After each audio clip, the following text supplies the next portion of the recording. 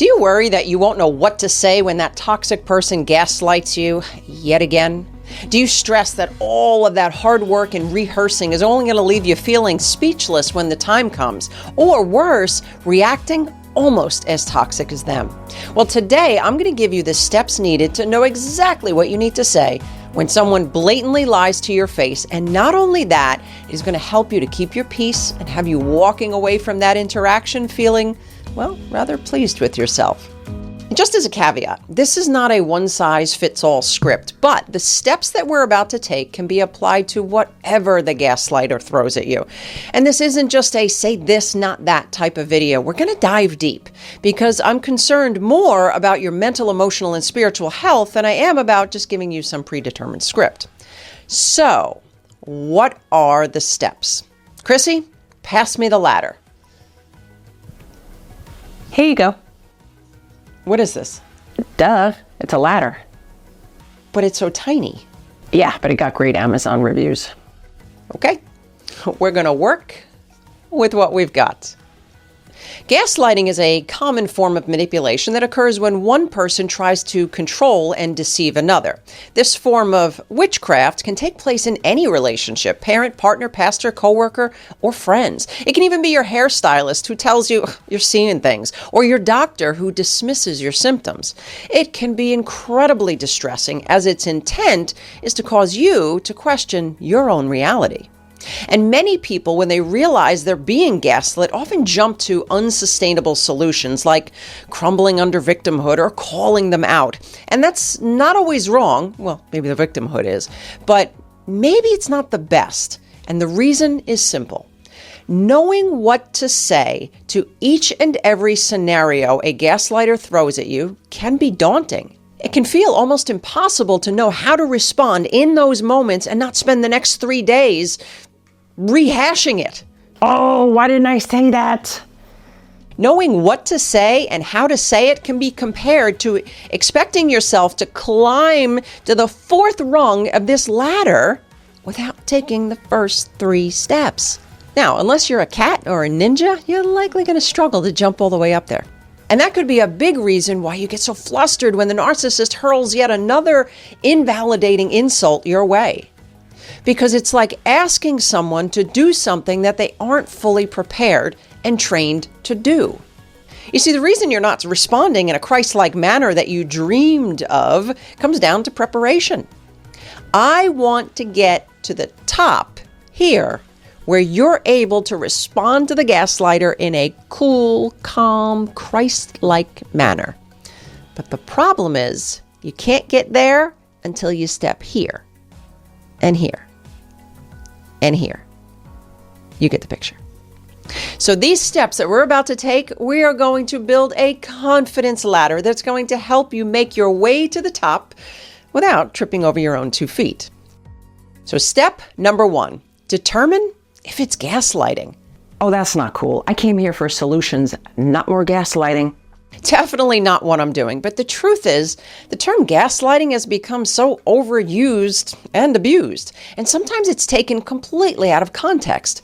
The truth is, not everything is gaslighting. Not every denial and difference of opinion is gaslighting. Not everyone that calls you out is gaslighting you. But if you're on high alert for being gaslit, you can see flames everywhere where there are none. And sometimes you're dealing with an emotionally immature person who needs to learn how to better finesse their words. Granted, neither one are easy to deal with. However, it does determine how you respond. Step number 2. Now that we've got that out of the way, once you've acknowledged that it truly is gaslighting, you're going to want to identify your triggers. Again, it's all about me. When do I get to put these people in their place? Identifying your triggers helps you to get to the core of the issue. I know the gaslighter is the problem, but in case you haven't noticed, they're not changing. What can change is you. Because the truth is, there's usually truth behind their lies, and that's why it's hitting you so hard. You see, if Timmy the bag boy at the grocery store said, I never said I'd bag your groceries. You're crazy. you wouldn't spend the next 3 days stewing in frustration. You'd recognize that Timmy's got some issues. Maybe you'd pray for him, and then you're going to go home and enjoy your butter pecan ice cream.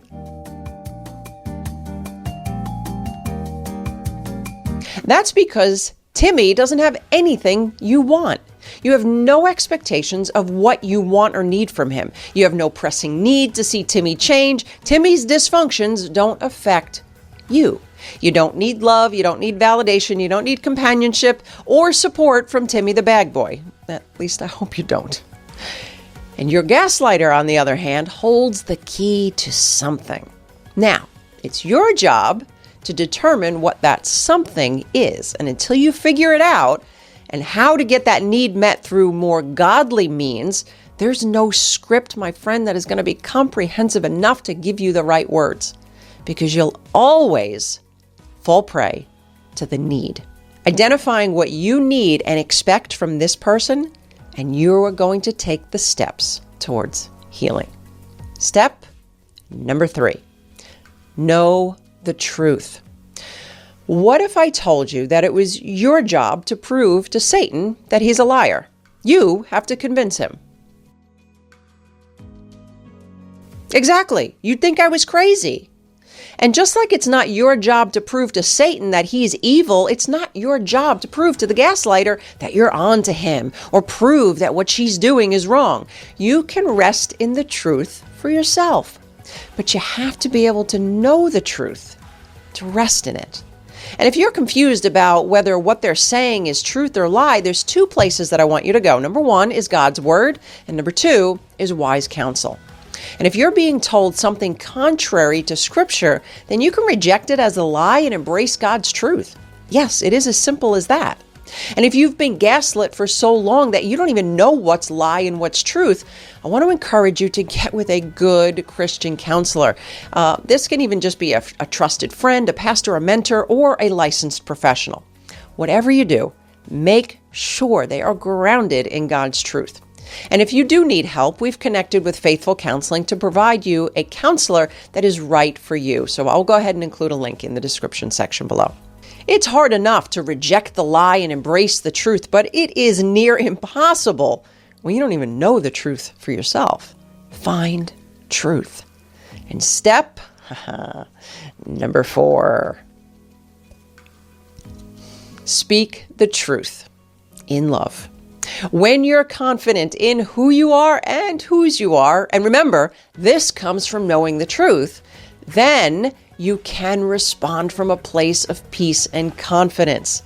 Do you see how these are all connecting together? And once you do, you'll kiss those days of over-explaining, justifying, calling out, and wasting your precious energy defending yourself against these abusers. Goodbye. Mwah. Bye-bye.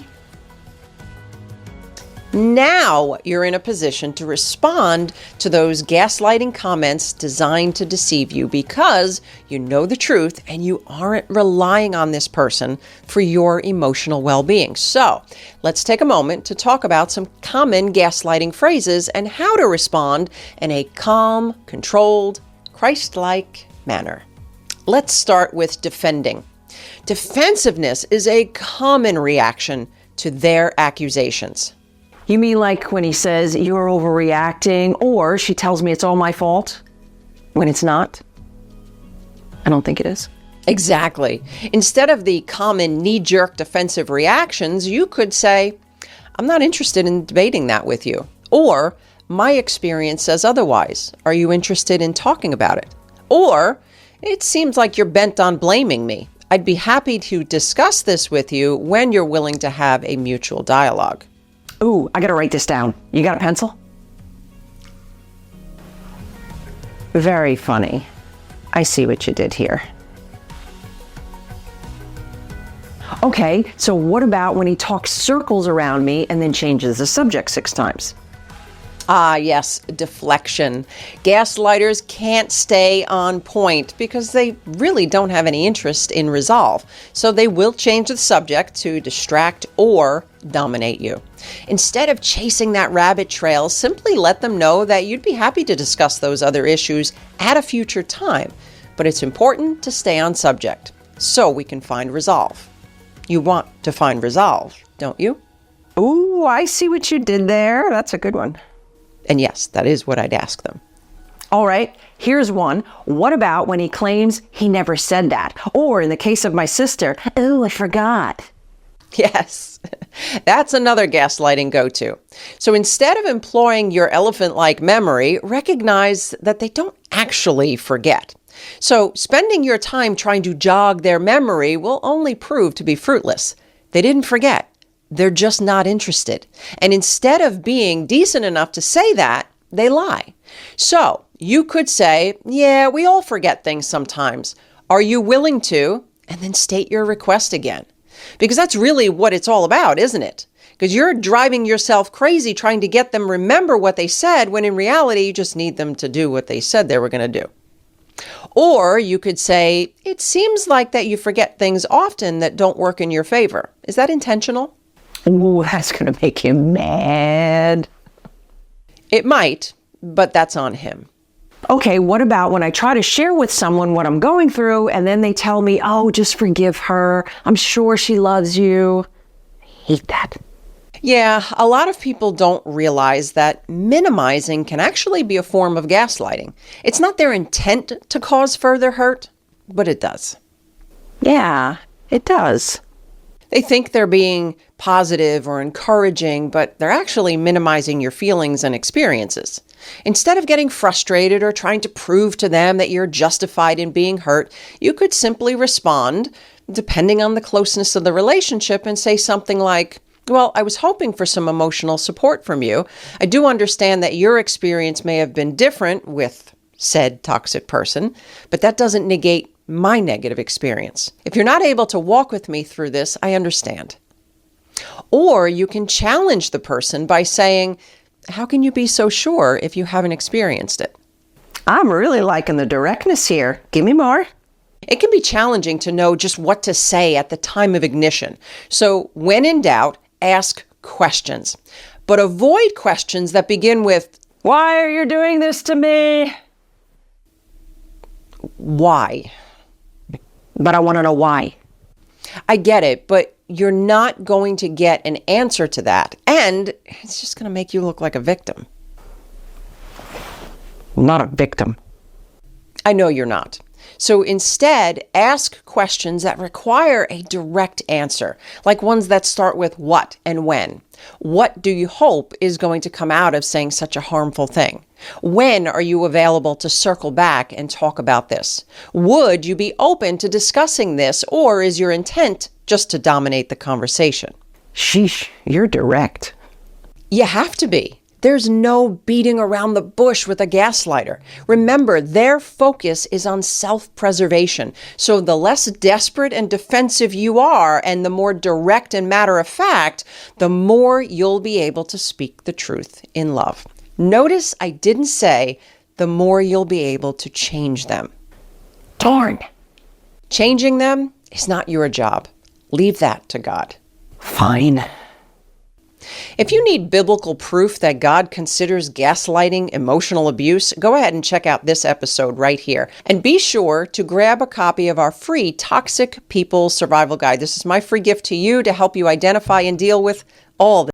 Do you ever feel like your thoughts control you? Do you struggle with reacting in ways that you later regret? In case we haven't met yet, my name is Kris Reece. I'm a minister and a Christian counselor, and I have spent decades teaching others how to overcome the thoughts that keep them stuck in frustration, stuck in guilt, stuck in a less than productive life. You see, your mind can be used for a powerful purpose or debilitating destruction. Look, we all have negative thoughts from time to time, but did you know that your thinking can quickly spiral out of control and turn toxic? Well, the first step to renewing your mind is to identify just how toxic your thoughts are, and my free assessment can get you started. So go ahead and click down below this video to take your free How Toxic Are My Thoughts assessment to see how much your thinking is getting in the way of your happiness. Think narcissism is some new trend? Think again. Selfish, arrogant, manipulative people have been around for a very, very long time, and even Jesus had to deal with them. That's why in today's episode, I want to share with you the divine strategies that Jesus used when dealing with narcissists in his life, and how you can apply his methods to ensure that the toxic relationships in your life don't suck the life out of you.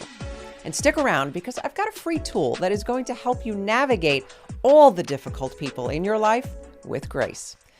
But first, I have to explain to you why you've not been able to model yourself after Jesus when dealing with these emotional vampires. Understanding this key concept is going to save you years of guilt and keep you out of the narcissist trap. And I'm going to do that with these. Have you ever been to a 3D movie? You walk into the theater and they hand you a pair of 3D glasses and suddenly the movie comes to life. But have you ever tried to wear these glasses outside of the theater?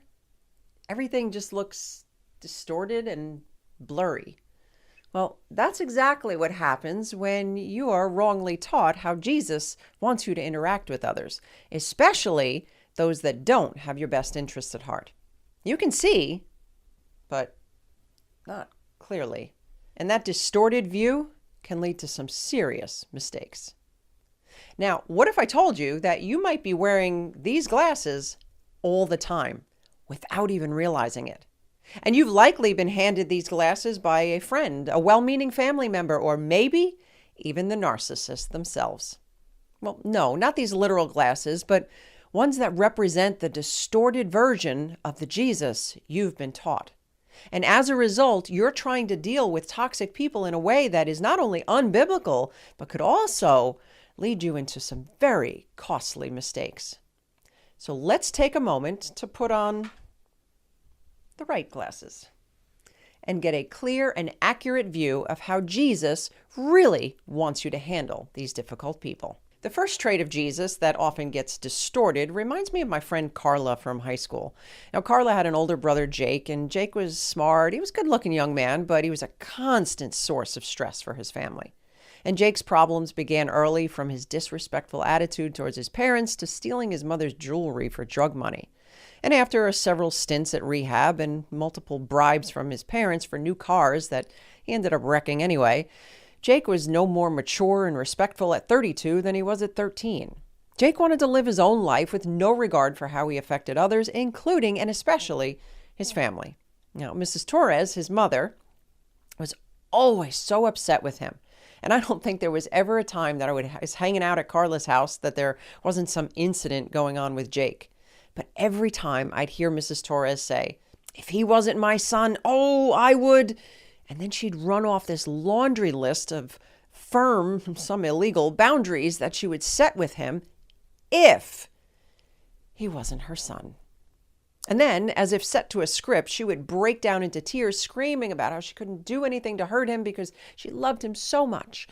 Now, in hindsight, I realized that the hurt she was actually referring to was the suggestion from Mr. Torres to throw Jake out of the house. And then, one day, Jake went too far. He asked Carla to drive him to a friend's house when he was arrested yet again. But this time, now Carla was caught up in it. This was the point where everyone said, "That's it. Enough is enough." This was the straw that broke the camel's back. But not for Jake's mother. No matter what this young man did, she could not bring herself to kick him out of the house. "How could a loving mother do that to her own son?" she would say. And we often assume that because we are being patient and tolerant of people, that we are exemplifying the love of Jesus. But when we do that, it's not love that we're promoting, it's sin that we're enabling. Jake didn't need patience and tolerance. Jake needed for his mother to stop absorbing his consequences and allow him the opportunity to come to himself. And how many times have you avoided confrontation with a narcissist because you thought that wouldn't be loving? How long have you stayed with someone that continues to sin against you, thinking that you are called to stay and show them the love of Christ? And this love is often coupled with the assumption that confrontation isn't caring. But that couldn't be further from the truth. In fact, Jesus didn't shy away from confrontation when necessary. He knew when it was a waste of his time to try and help these people. But there were several occasions where he openly rebuked the Pharisees and religious leaders for their hypocrisy, demonstrating that he was willing to confront toxic behavior head on. Here is your biblical proof, and it's found in Matthew 23:27. It says, "Woe to you, teachers of the law and Pharisees, you hypocrites! You are like whitewashed tombs, which look beautiful on the outside, but on the inside, full of the bones of the dead and everything unclean. In the same way, on the outside you appear to people as righteous, but on the inside you are full of hypocrisy and wickedness." Whoa. You see, that's the Jesus that narcissists don't want you to follow. The Jesus that calls out sin and doesn't tolerate nonsense, all in the name of this fabrication of love. In fact, the opposite is true. It is his love that drives him to bring such correction, as his heart is to redeem your soul, not to make you comfortable in your sin. Now, you may be thinking to me, okay, I get it. I don't want to enable someone, and I definitely say something. But how do I deal with the overwhelming guilt when someone asks something of me that I don't want to do? How is saying no to someone's need Christ-like? And there is a common distortion among believers that Jesus was available for anyone and everyone who asked. After all, he was Jesus. He would never say no. And that, my friend, is a big distortion. The belief that Jesus never had boundaries is not only unrealistic, it's unbiblical. Jesus came in human form, so he had the same human limitations that we do: time, energy, desire, money, resources, and he faithfully worked within those limitations that he had. But he also knew his purpose for coming to this earth, and he would not allow any demon in hell or narcissist on earth to distract or derail him from that purpose. Yes, we saw Jesus give and give of himself, healings, teachings, miracles, yes, but never did you see Jesus waste his time on people who didn't want to follow him, on people who denied their sin and refused to do their part. He didn't spend hours, weeks, and months trying to convince them of a better way. He told them, and if they didn't want it, he let them go, and he stayed focused on his purpose. And you too have a purpose, my friend. And Satan knows that he can't steal your salvation, but he can distract or derail you from your purpose in life. And it is so easily done through toxic people, especially narcissists. And the narcissist he has the greatest success with are those who are closest to you. He will get you twisted up in this false theology, all in the name of being more like Christ. Meanwhile, the one thing that you need to do is the last thing that you think is Christ-like, and that is setting boundaries. Jesus set boundaries with those who were only interested in miracles rather than his message. Go ahead and check out John 6:15. He even set boundaries with the people that he loved. Check out Luke 5:16, when he would withdraw to desolate places and pray. And we think that we need to be everything to everyone, but even Jesus wasn't. And he was Jesus, and he was far more needed than you or me, and he still told the Pharisees to go scratch. He still wouldn't let them make him king, and he still wouldn't let them take any more from him than he was willing to give, and he still wouldn't reveal himself before his time, no matter what anyone asked, including his mother. Jesus did set boundaries. So this distorted notion that a loving Jesus would never say no is so fundamentally flawed, as it misses the point that Jesus' love also involved challenging others to change and required others to do what they were fully capable of doing themselves. But regardless of how much love you have and no matter how solid your boundaries are, my friend, you will inevitably have to exercise this next trait at some point in your interactions. But get this wrong, and it is like installing a state-of-the-art alarm system for your home, but leaving all the doors and windows wide open to intruders. And this distorted trait is used to trap Christians everywhere, and it's the one that is thrown in your face every time they do something wrong and don't want to talk about it. And I'm sure you've heard it before. Doesn't Jesus command you to forgive? Oh, my friend, it's enough to make any naive or insecure Christian step back and think, oh no, maybe they're right. Maybe I am being unforgiving. Maybe I should back off.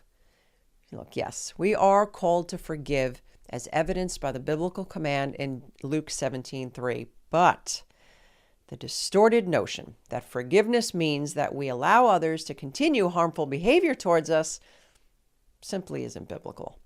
And Jesus said, if your brother sins, rebuke him. And if he repents, forgive him. And if he sins against you 7 times in the day and turns to you 7 times saying, I repent, you must forgive him. But here's what it doesn't say. It doesn't say you have to trust him. And even our Lord will continue to forgive, but not necessarily trust. Why? Well, because he's no fool. He may forgive you for being wasteful with money, but it's likely going to take a while before he trusts you again with it. He'll forgive you for all the mistakes that you bring to him in repentance, but that doesn't mean that consequences will automatically be removed, nor will trust be restored. The same is true for our relationship with narcissists, and they are repeat offenders.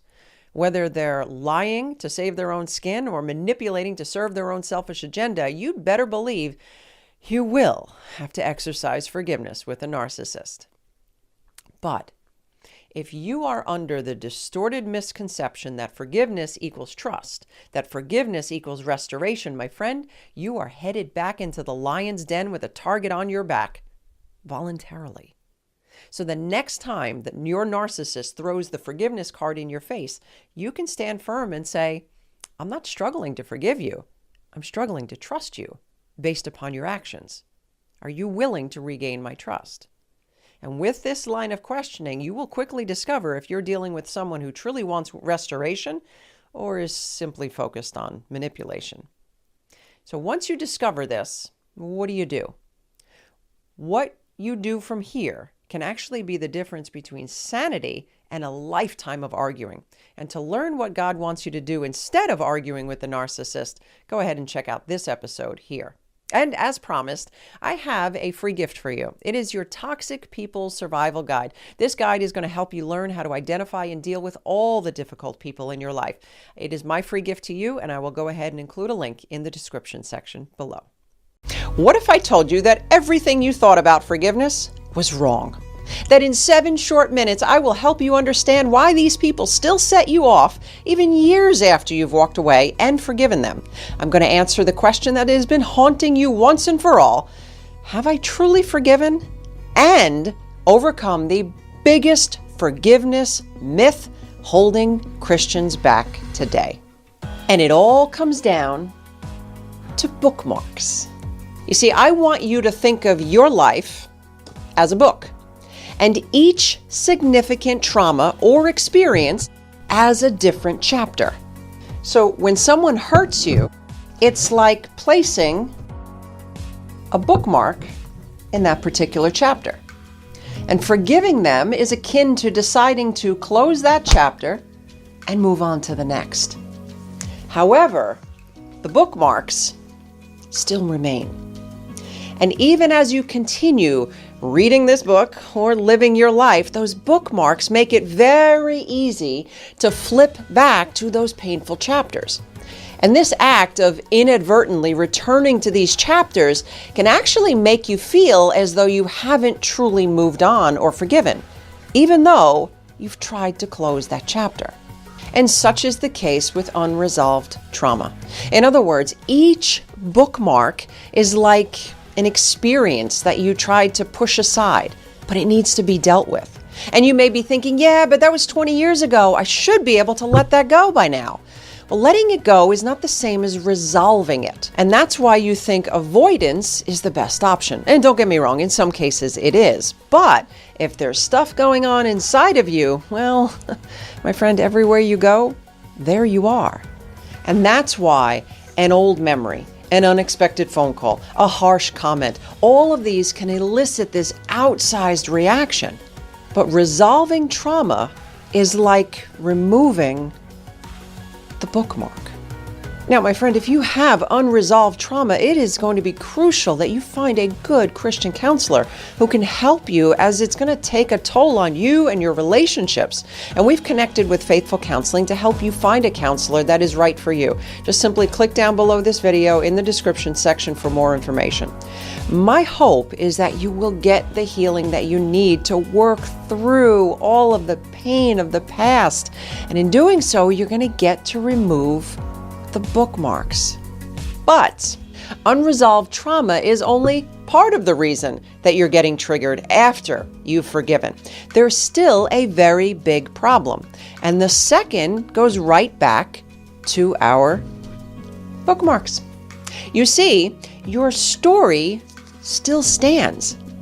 And if you are not creating new bookmarks, it almost feels like there's nothing worthy in your story.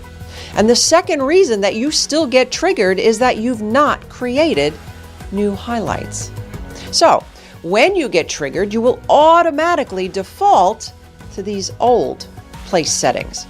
So when your anger kicks in, when somebody tries to manipulate you, when you hear about how the other person has slandered you, once again, you may not have the old trauma, but you still have nothing new to refer to. In other words, you've got unresolved trust. And you know you can't trust your trauma any longer, well, what can you trust? And if you do not create new bookmarks that are grounded in God's truth, you will fall right back into that unresolved trauma every single time. So, what new bookmarks do you need to highlight? Is it that God has a plan for your life regardless of the opinions of others? Well, then go ahead and highlight Jeremiah 29:11. Or is it that God can take what the enemy meant for evil and use it for your good? Then go ahead and highlight Romans 8:28. Is it that God will be your vindicator and you only need to be still? Then highlight Psalm 37:6. Well, you get the picture, my friend. So, tell me, what scripture will you bookmark in your redemption story? But we still have a problem. And that brings us to the biggest myth that Christians are falling for today. And if you continue to embrace this myth, you will fall right into the enemy's traps, and all of your hard work of resolving trauma and resolving trust will be washed away. And it blows my mind that so many Christians are falling for this nonsense, and it all comes down to the internet. Simply Google, "How do you know you've forgiven someone?" And you are met with a list of ungodly, unbiblical, and untrue statements. Here are some of them. You know you've forgiven when you can think positive thoughts about them. Please. You know you've forgiven when you can be in their presence without getting angry or upset. Oh, brother. You know you've forgiven when you no longer have bad memories. Gah! This is infuriating, and it is misleading, and it's what is keeping Christians trapped. So, when your feelings don't line up with your decision to forgive, my friend, you have unresolved truth. You see, the truth is, forgiveness isn't a feeling. It's an act. It is a conscious act of the will, kind of like going to the gym or going to work even when you don't want to. The truth is, your triggers aren't the problem. They're only revealing a problem. And as long as you don't sin in your triggers, use them to reveal what's going on inside of you. The truth is, you may never feel fuzzy about this person, but that doesn't mean that you haven't forgiven or that you can't forgive. And this myth that just because you say those 3 magic words, "I forgive you," means all of those bad memories will go away is like assuming that saying, "Beam me up, Scotty," will land you a seat on the Starship Enterprise. Having trouble creating new bookmarks? I want to invite you to grab a copy of our free Promises of God guide. This is my free gift to you. And maybe you've forgiven, but you are not sure whether to stay or go. I want you to be sure to watch this episode next for the 3 signs that God is telling you it's time to give up on someone. Have you ever found yourself in a relationship where you want to label the person as toxic, but you're just not quite sure? You know that you don't always like how you feel around them. Maybe some of their actions have been downright hurtful, but you're still not sure if they truly qualify as toxic. Look, these days that word toxic gets thrown around almost as much as narcissist. And it's tempting to slap a label on someone whose behavior feels off. But before you rush to conclusions, Stick with me, because in this episode, we're diving into the unmistakable signs of a truly toxic person, how you discern whether it's them or you, and we're going to uncover the 7 surprising traits that may feel toxic, but actually aren't. Well, hey, my friend, in case we haven't met yet, my name is Kris Reece, and it is my hope to help you navigate difficult relationships and conquer codependency biblically. I also want to invite you to grab a copy of our free Narcissist Survival Guide. I will go ahead and include a link in the description section below. I want you to think about relationships like shoes. Some shoes are a perfect fit. They support and they comfort you no matter where you go, and you could walk in them all day without a second thought. Then there are those shoes that just don't fit. No matter how much you try to break them in, they pinch, they rub, and they leave you with blisters. And it's tempting to label these shoes as bad. But are they really? Or are they just wrong for your foot? Or maybe they're the wrong shoes for the wrong occasions. You know, like trying to wear stiletto heels for a day of walking in New York City. Look, the truth is some shoes are your go-to favorites. You reach for them instinctively because they always deliver, and others sit in the back of your closet. You like them in theory, and every so often you pull them out with a burst of optimism, only to quickly remember why they ended up back there in the first place. And then there are those shoes that are so uncomfortable you couldn't even imagine giving them away. They're that painful. And relationships are much the same. Sometimes it's not about labeling someone as bad or toxic, but about recognizing the fit. Are they the right fit for the journey you're on? Are they meant to walk alongside of you, or were they only ever meant for a season? And the same is true for traits that you might label as toxic. And sometimes what feels toxic is just a mismatch, like assertiveness clashing with your need for gentleness, or introversion seeming dismissive to someone who craves connection. Now, don't get me wrong. There are some shoes that are just truly broken, with the nails and staples sticking out and the soles all falling apart. And yes, there are genuinely toxic people too. But before you toss everything into that toxic pile, it's worth asking, is this person harmful by nature? Or are they just not the right fit for you? And understanding this difference can help you decide whether to walk away or adjust the way you step forward in the relationship.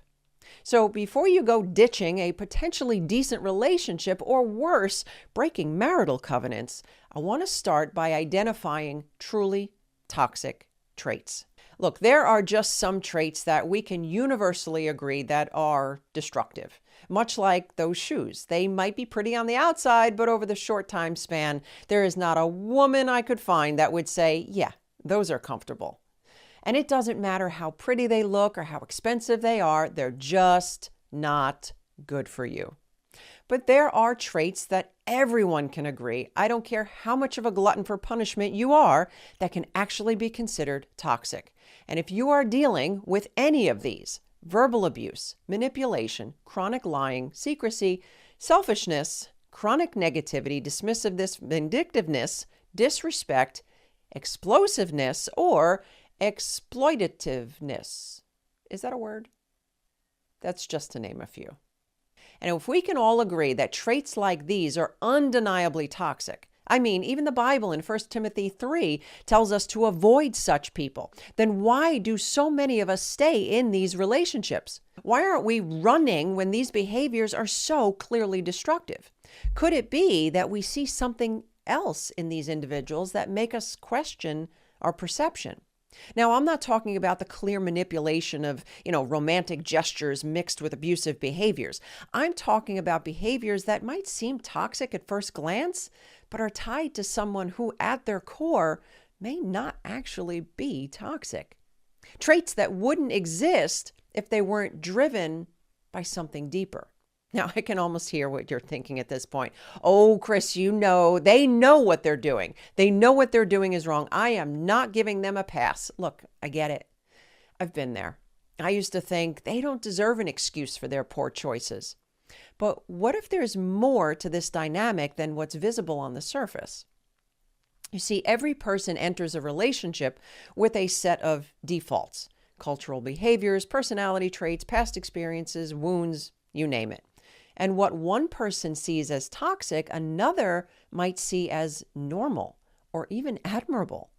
Assertiveness might feel like confidence to one person, but like aggression to someone who's been bullied in their past. Sarcasm might be playful to someone, but feel like cruelty to others who've been mocked. Here's the truth. No one escapes this dynamic. And I promise you, there's at least one person in this world who thinks you're toxic. So before we label someone as toxic, we have to ask, what's really going on beneath the surface? Theirs and yours. So let's talk about your surface for a moment, the way you react, interpret, and label others. And often it reveals the unhealed areas of your life that God may be looking to address. And this brings us to the subjective nature of toxic. You see, what feels toxic to one person might not to another. Traits like sarcasm, introversion, ambition, or assertiveness aren't inherently toxic, and it actually depends on how we perceive them. For example, sarcasm might feel like playful banter to one person, but an emotional dagger to someone else. Now, don't hear what I'm not saying. I'm not blaming you for their behavior or telling you that you just have to justify what they're doing. But just as they come to the relationship with cultural defaults, personality traits, past wounds, and experiences, so do you. And sometimes when their stuff collides with your stuff, it can feel like wearing a pair of mismatched, uncomfortable shoes. So why can one person thrive in a relationship with someone you find unbearable? It all comes down to fit. Relationships, like shoes, need to align with your unique sensitivities and experiences. And what feels supportive and comfortable to one person might be painful or mismatched for someone else.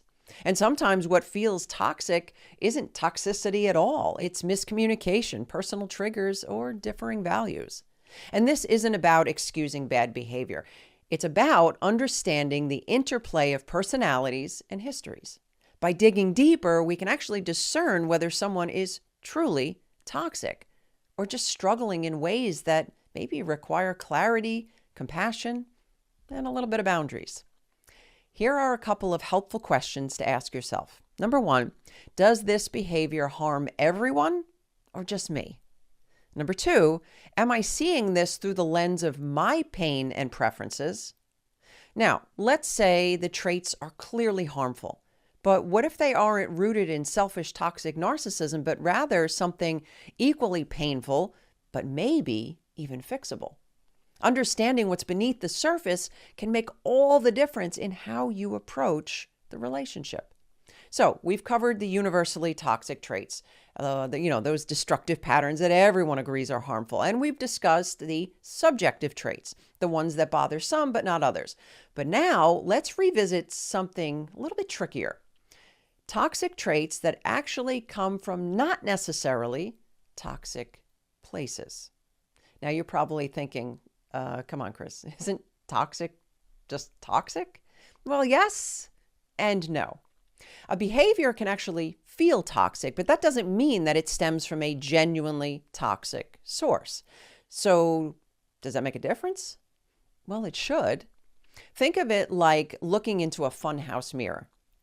It distorts the reflection, but the distortion isn't the truth of the person standing there. And the same is true for certain traits. They might mimic toxicity, but they often come from other issues. So let's dive into the 7 traits that mimic toxicity. Number 1 is attachment disorders. People with dismissive avoidant or fearful avoidant or even any insecure attachment style often exhibit a very confusing push-pull dynamic in their relationships. They crave connection, but they fear emotional vulnerability, and they really fear rejection. So the result? They end up pulling back just when the relationship gets closer. And the more you chase, the more they withdraw and the more angry they get. This can feel toxic. Now, I'm not saying that this is a healthy dynamic by any stretch, but it's often rooted in past wounds rather than an intent to harm. Number 2 is quirky habits. Some people are simply different. Maybe they have unusual habits, peculiar preferences, or some quirky ways of expressing themselves. And as much as we say we accept others as they are, it can be difficult to embrace these differences, especially in close relationships when these very quirks start to get annoying. Because over time, these quirks get very frustrating and it's easy to label them as toxic when in reality, they're just different and maybe annoying. Number 3 is unresolved trauma. Unresolved trauma has a way of lying dormant until something triggers it.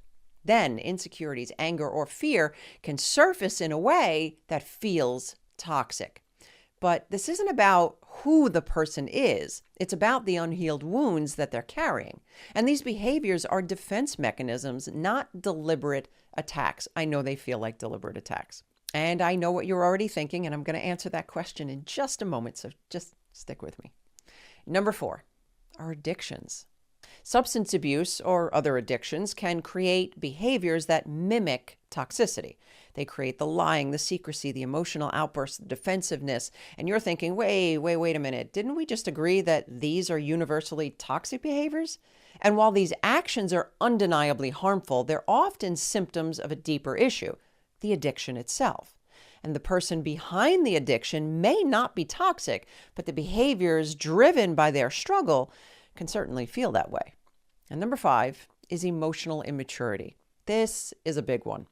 Some people haven't developed the emotional skills needed for healthy relationships. They may have aged chronologically, but emotionally they're stuck at 5, 10, 12 years old. And they struggle to regulate their emotions, communicate effectively, and even empathize with others. And this immaturity can manifest in ways that feels selfish, manipulative, and even punitive.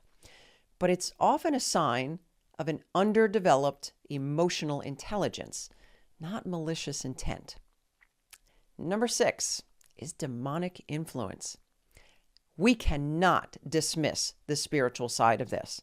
Sometimes behaviors that seem toxic may actually be the result of spiritual warfare or demonic influence. There are demonic spirits assigned to destroy the life of your loved one, and if they can take you out too in the meantime, all the better. Now, I'm not saying that this is a the devil made me do it defense, but if there are open doors or extreme brokenness in a person's life, or if they're not fully submitted to the Lord, oh, my friend, this can be an opening for spirits of pride, perversion, lust, greed, apathy, anger, rebellion, division. I could go on. These are hard at work, affecting and infecting the life of your loved one. And while these demonic spirits are no match for our Lord, they are a force that is way too much for the life that isn't fully surrendered to the Lord.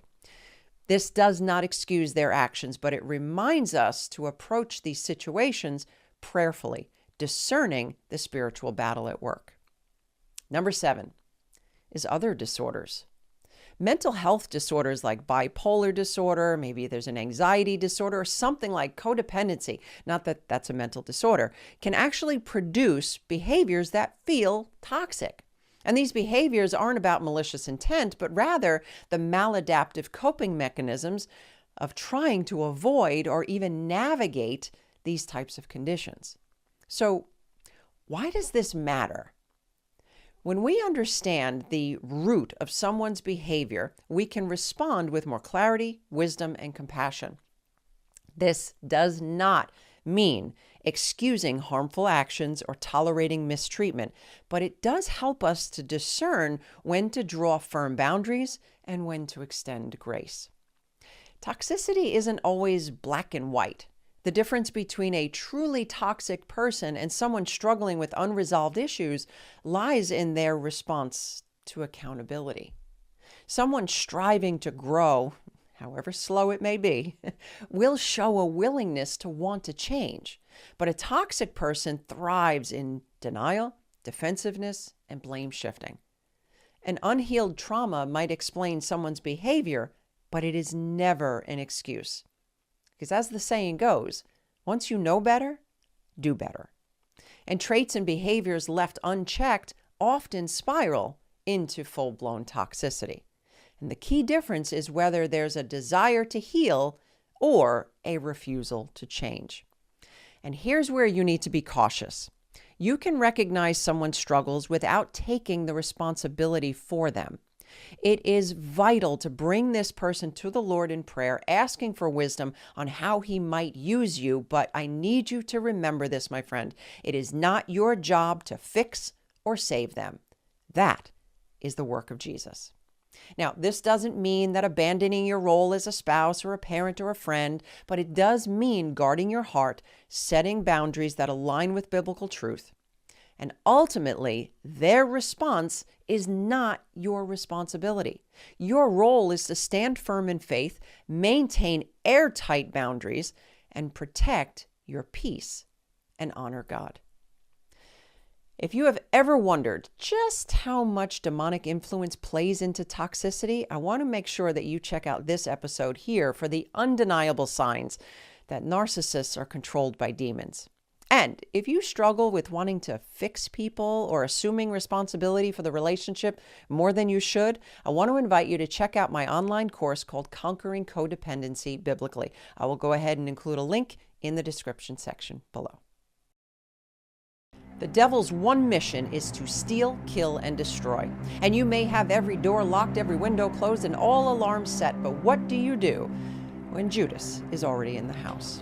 What do you do when the relationship struggles you're going through are more than difficult? They're more than destructive. They are downright demonic. Here's the truth. The enemy knows your weak points, and when he can't get to you directly, when he doesn't have access to your front door, he'll send someone who does, the narcissist. And that's why in today's episode, we are uncovering the 6 tactics that the enemy uses through the narcissist to destroy you, and more importantly, what you can do to protect yourself. My friend, by the time we're done today, you are going to see with crystal clarity what's really going on behind the scenes. Well, hey, my friend, in case we haven't met yet, my name is Kris Reece, and it is my hope to help you navigate difficult relationships and conquer codependency biblically. And I want to invite you to grab a copy of our free Narcissist Survival Guide. I'll go ahead and include a link in the description box below.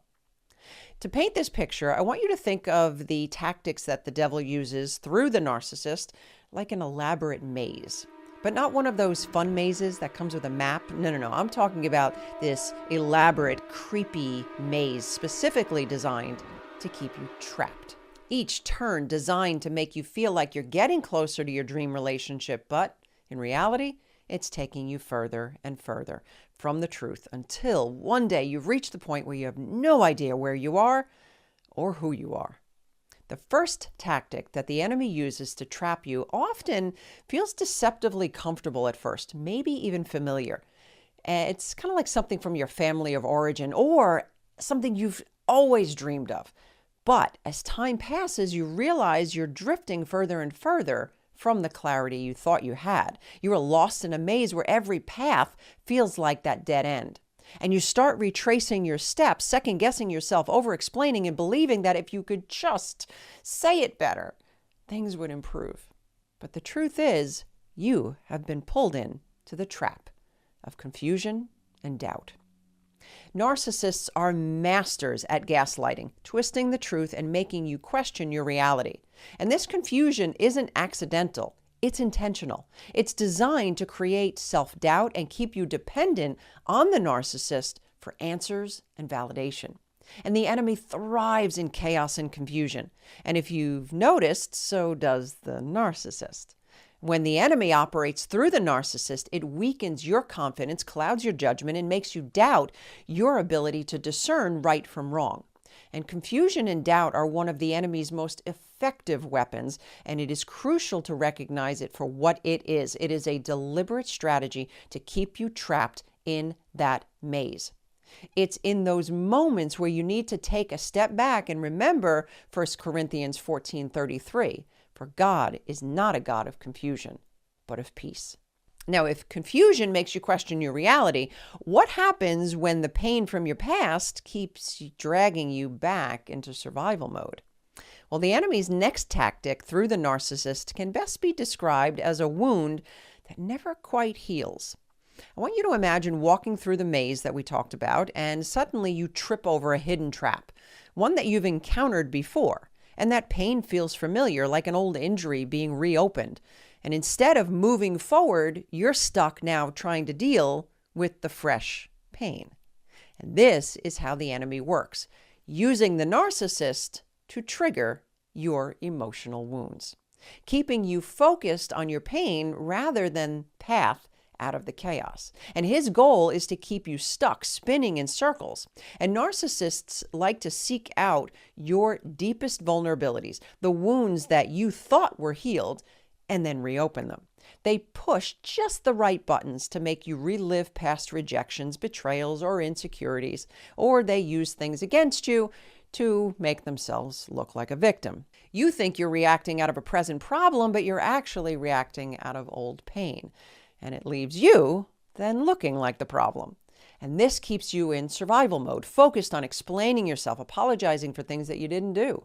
And the emotional chaos begins to cloud your perspective, making it very difficult to see the truth. And the enemy uses this distraction to keep your eyes off of pleasing God and on to now trying to please the narcissist. And once that wound is reopened, they will poke at it, pour salt in it, anything they can do to irritate it, because if they can, you're now back under their control.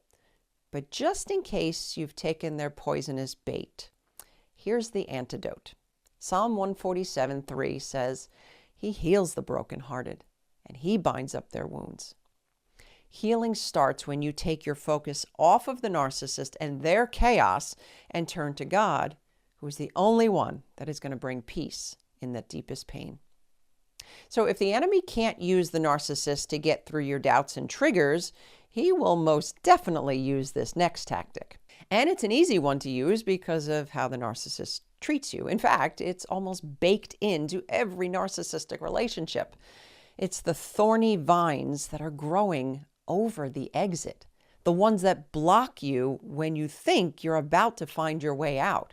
And it's tempting to give up and then stay stuck in that maze once you hit those thorny vines. Yes, number 3 is bitterness and resentment. That is the trap that the enemy is using to imprison you in the maze of your own making. And this tactic is like a set it and forget it for the enemy, as he will use the narcissist to keep you in a perpetual state of forgiveness, just to have some sort of peace in the relationship. But because the hurts and the injuries are fast and furious and never ending, before you know it, it's a small step from survival mode to bitterness and unforgiveness. So left unchecked, you think you're guarding your heart, while in the background, Satan is actually hardening your heart, creating a barrier between you and God's grace. And just when you think you've dealt with the bitterness and the resentment, the enemy will use the narcissist to send you mixed signals. It's like being in the maze trying to find your way out, but you're following deceptive signs pointing you in the wrong direction. So you follow these signs thinking that God is leading you in the right direction, only to hit yet another harmful dead end, which then makes it almost effortless for the enemy to launch a full-on attack of your faith. Yes, that is essentially what the enemy is after, and the narcissist is simply a tool to deceive and derail your faith. If God was so good, why would you be in this mess? If God was for you, wouldn't you have been able to get out? If God was defending you, why are you always hurt? The attacks turn into full-on assaults until you are left with nothing but lukewarm faith.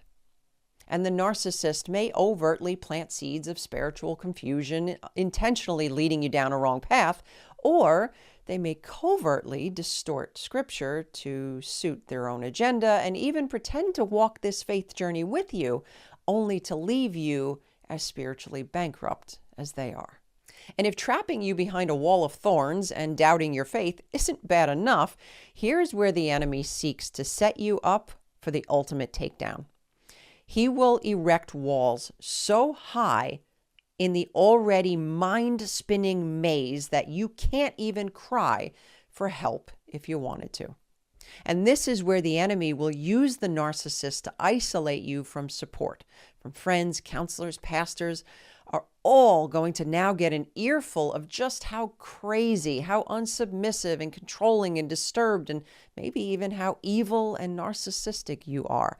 You name it, they will first cut off your support by being your everything. They'll make you believe that it's dishonoring to share your struggles with outsiders. And then they will go to those same people and smear your good name. So when the time comes to box you in and push you out, you've got nowhere to turn. And what feels like love and support from the start turns out to be intentionally evil in the end. And once this tactic is in full play, you are now an easy target for manipulation. But take heart, my friend. The enemy or the narcissist doesn't get the final say in your life. I want you to be strengthened by the encouraging words found in Isaiah 41:10. It says, "Fear not, for I am with you. Be not dismayed, for I am your God. I will strengthen you. I will help you. I will uphold you with my righteous right hand." But be careful, my friend, when all of his tactics actually succeed, when he has you spinning in circles in the maze, running into thorny exits, erecting walls so high that no one can find you, he is now going to come in for the kill. He knows that he can't steal your salvation, he can't touch your life, but he can taunt you with endless noise within that maze that quiets, that drowns out that still small voice of God. He will keep you entangled in the drama and the strife with the narcissist so much that you have zero energy or interest to walk out the call of God on your life. Yes, this is the ultimate in the enemy's tactics. He will use the narcissist to distract you from your God-given purpose. He will keep you from using the gifts and the talents that God has given you, burying your potential so far beneath the rubble of dysfunction that you don't save souls, you don't expand the kingdom, you don't even live the abundant life. This is not the time to roll over. You can fight back, and you don't have to stoop to their level to do it. My friend, I want to position you to take 3 powerful steps to freedom. Are you ready? Number 1, pray. This is not a Christian cop-out. This is where your true power lies. You can't fight the enemy or the narcissist on your own or on their turf. You have to do this in the spirit realm. Stay anchored in God's truth, and you'll be able to fight the devil the same way Jesus did, with the word of God. When you pray, you are going to gain greater insight and discernment for how to handle the demonic and destructive tactics that are coming your way. And pray for the Lord to lift up a standard against the enemy and ask him to fight for you. My friend, he will. You only need to hold your peace. Number 2, set boundaries. Being a godly man or woman does not mean that you roll over and show the devil your belly or give the narcissist access to abuse and walk all over you. Protect yourself emotionally, mentally, and physically, and you will limit the enemy's influence through the narcissist. But be prepared. This will anger both the narcissist and the demons operating through them.